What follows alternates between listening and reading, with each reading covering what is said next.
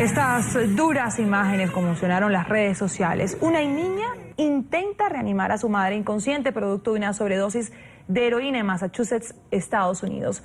Lamentablemente no se trata de un único caso. En los últimos meses se han hecho públicos varios vídeos y fotografías de situaciones similares en lo que ha sido catalogado ya como una epidemia de heroína. De acuerdo con datos de la agencia antidrogas estadounidense DEA, las muertes por abuso de este tipo de sustancias se han triplicado entre 2010 y 2014, ubicándose en casi 11.000 decesos en ese último año.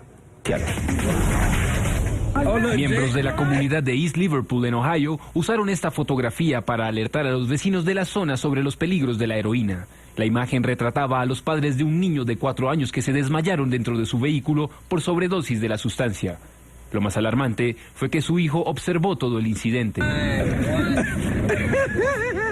Este otro caso es el de una pareja que perdió el conocimiento en plena calle en Memphis, Tennessee, mientras varias personas grababan lo ocurrido y se burlaban. El video fue divulgado en Facebook y ha sido visto por unas 2 millones de personas. El hecho fue condenado, pero también generó rechazo la actitud de quien grabó las imágenes, pues en vez de ayudarlos o llamar a las autoridades, prefirió tomarlo como un chiste. Indignación, vergüenza y reproche fue lo que ocasionó esta reproducción. Los hijos hicieron un video de sus padres tras los efectos de un elevado consumo de heroína y lo subieron a las redes sociales. Los efectos han sido calificados como una epidemia de heroína. Los efectivos de seguridad han expresado su preocupación por el aumento de los episodios. Aseguran que las cifras tampoco son alentadoras. De acuerdo con los Centros para el Control y Prevención de Enfermedades, el abuso de fármacos o sustancias ilícitas, incluida la heroína, cada día acaba con la vida de un promedio de 78 personas en Estados Unidos. En 2014 se reportaron casi 11.000 muertes por sobredosis de drogas y solo en el estado de Ohio más de 3.000 en 2015. Saludamos en Nueva York a Ronald Williams, fundador y presidente de la corporación Nueva York Therapeutic Communities, pionera en la adaptación de métodos para el tratamiento de la independencia química. Señor Williams, muy buen día. Gracias por recibirnos aquí en la mañana en NTN24 para hablar sin duda de un tema que preocupa y debe ocupar. Buenos días.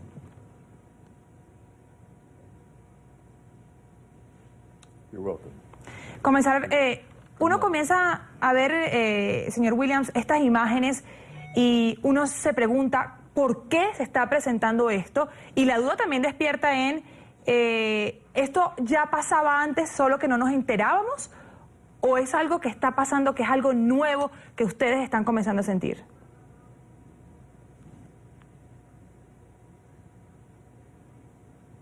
Señor Williams. Cuando dices esto, ¿estás hablando de, en general, el abuso de sustancias que se lleva en este momento? No estoy seguro qué quieres decir cuando dices esto.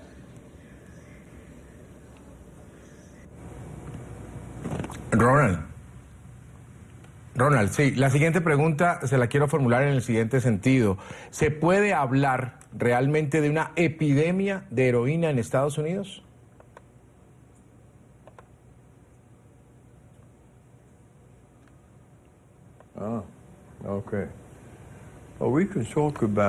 Podríamos hablar, si solo hablamos de los Estados Unidos, la palabra que utilizaría sería epidemia. Cuando utilizas la palabra pandemia, estás hablando de algo que es global. Y sí, yo utilizaría la palabra pandemia porque esto no solo ocurre en los Estados Unidos. Esto es un problema grande que está afectando muchos países en el mundo. Señor Williams, ¿qué medidas se pueden tomar para evitar, uno quizás como padres, para evitar que en una sociedad en la que ya parece algo normal, porque ya en las redes sociales se ve continuamente este tipo de imágenes que no dejan de causar impresión, cómo podemos hacer para advertir a nuestros hijos sobre el riesgo que representa ese tipo de drogas, como es el caso de la heroína?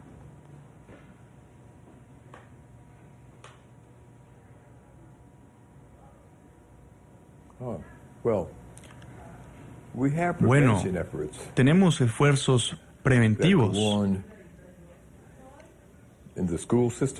en el sistema escolar, también en los medios de comunicación.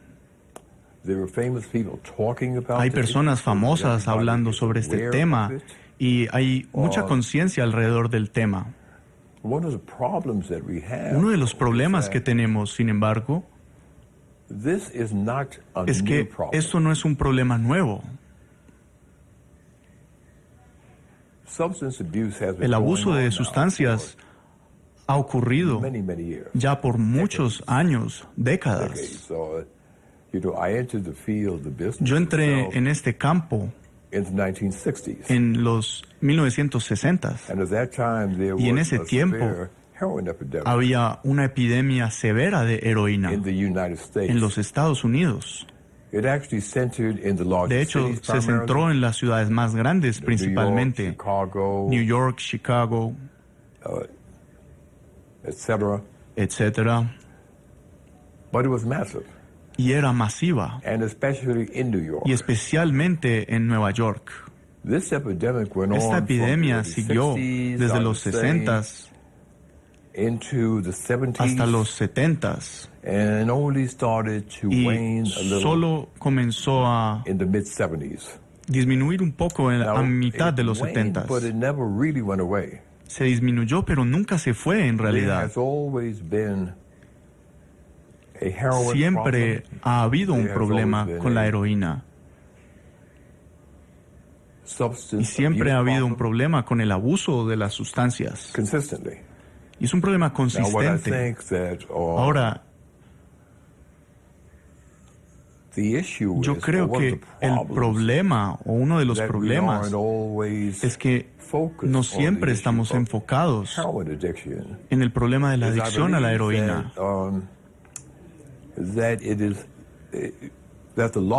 Yo creo que el problema más grande es cíclico, que viene, dura por X cantidad de tiempo y después parece que disminuye y se silencia. Y a pesar de que aún está ahí, la atención que se le presta se va a otro lugar.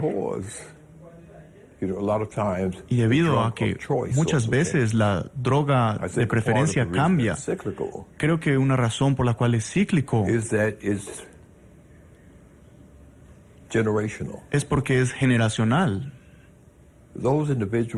Aquellas personas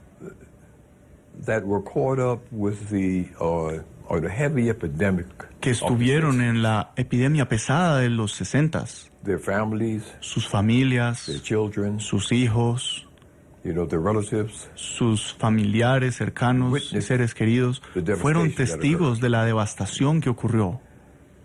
Y mientras estos individuos envejecían, hay un dicho que tenemos que dicen que se disminuyó por la edad. Y es porque los adictos a la heroína en ese momento o bien se murieron o fueron a la cárcel por mucho tiempo o encontraron algún tipo de tratamiento que les ayudó a detenerse en el uso de la heroína. Sus hijos, la siguiente generación que ha visto esta devastación, se prometió a ellos mismos que nunca terminarían en esa posición. Así que el coco, como lo podemos llamar, o la heroína en ese momento, y había una necesidad y una búsqueda de sustancias que alteran la conciencia. Y esta búsqueda no ha disminuido, se movió de la heroína a otras sustancias como el LSD, la cocaína y otras sustancias. El alcohol también, por supuesto, está involucrado. Así que la epidemia de heroína se detuvo un poco porque ellos fueron testigos de la devastación. Pero cuando pasa el tiempo, las personas empiezan a olvidarse. They don't quite remember how bad no recuerdan lo malo que fue in the 60s, en los 60s. Y también se involucran en la droga actual de ese momento. Así que, como te decía, es algo cíclico. Tenemos una epidemia de heroína. Hemos visto el LSD, la marihuana. Hemos visto la cocaína, que eventualmente evolucionó a lo que ahora se conoce como crack. En otros círculos lo llamaban freebase, pero es la misma sustancia. Y después, el crack inició el mismo ciclo. Y los jóvenes lo vieron la devastación que era causada por el crack. Y se alejaron de esto.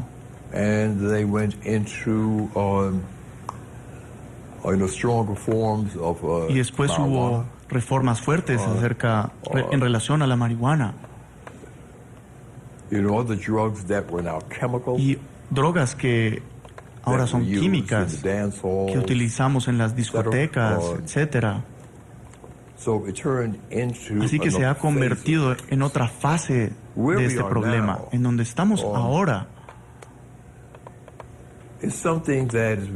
Es algo que es muy diferente, porque hace mucho tiempo, en los 60s y en los 70s, la concentración del problema de las drogas era primariamente en las ciudades.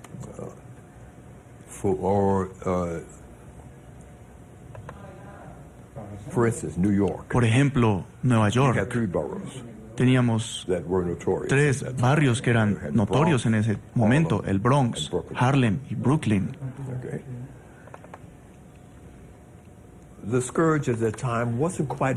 La epidemia no era tan mala en ese momento en los barrios más pudientes, Long Island, Staten Island, arriba, en el norte. Pero las cosas han cambiado, porque la forma como comenzó esta fase nos hace pensar que fue gracias a las farmacéuticas. El culpable son los analgésicos que eran legales. Oxicodona, particularmente. Y los analgésicos formulados por profesionales médicos. Y muchas veces esa fue la causa. Había una razón para que el individuo recibiera este analgésico, y cuando lo utilizaba, muchas veces no caían en cuenta que tenía propiedades adictivas.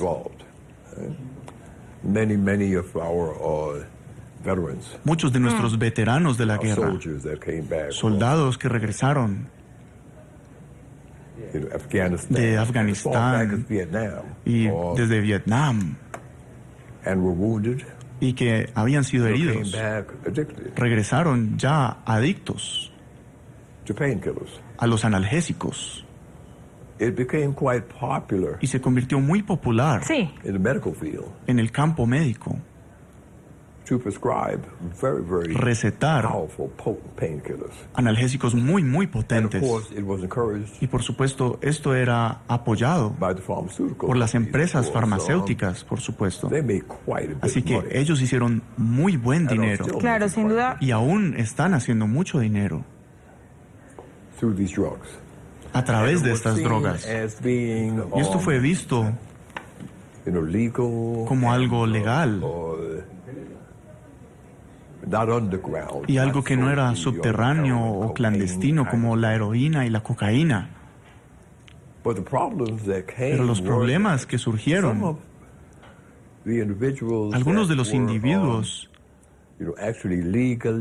que estaban utilizando esto legalmente para manejar su dolor, también tenían hijos y también tenían familiares. Y ellos eran laxos con el manejo de esos analgésicos que recibían. Podías abrir el gabinete clásico donde guardas tus medicamentos y podías encontrar un tarro de oxicodona.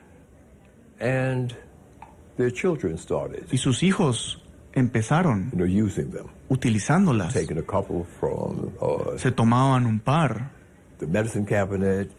y las tomaban de la gaveta medicinal para experimentar con ellas. Y se empezaron a volver populares en las calles. Así que ahora puedes comprar cosas como oxicodona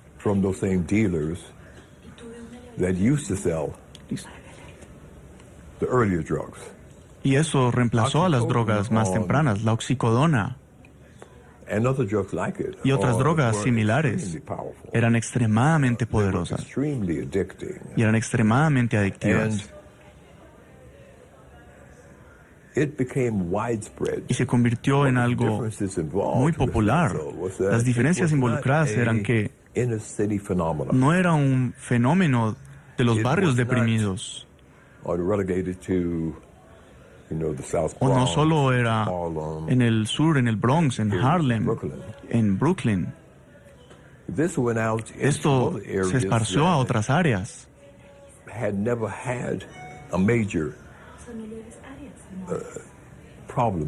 que nunca habían tenido un problema como este.